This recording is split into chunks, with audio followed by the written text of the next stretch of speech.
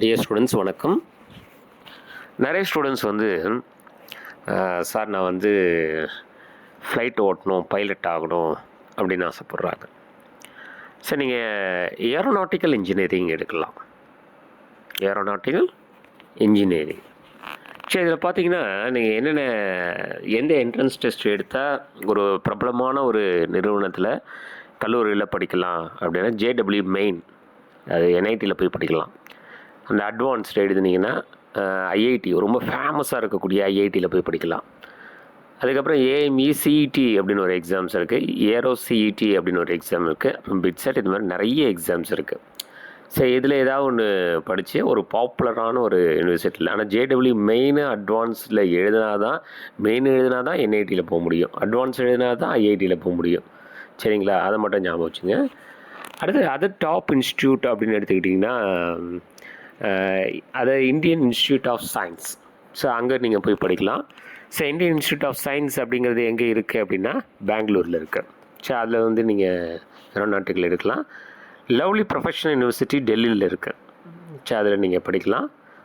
அப்புறம் வந்து மும்பையில் அமிட்டி யூனிவர்சிட்டி அப்படின்னு ஒன்று இருக்குது, அதில் நீங்கள் படிக்கலாம். சென்னையில் வந்து ராஜலக்ஷ்மி இன்ஜினியரிங் காலேஜ், ஸோ இதுவும் பிரபலமான ஒன்று, இங்கேயும் நீங்கள் படிக்கலாம்.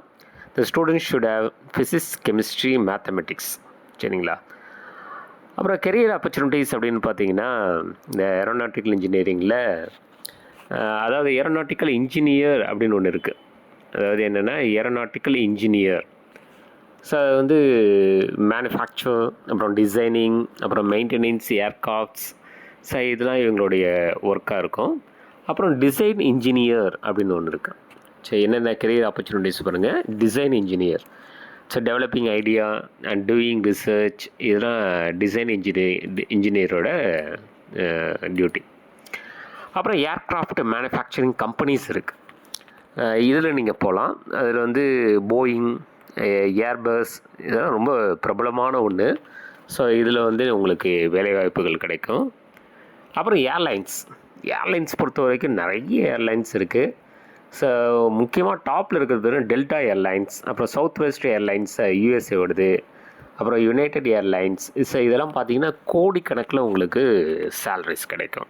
சரிங்களா, வருஷத்துக்கு கோடிக்கணக்கில் கிடைக்கும்.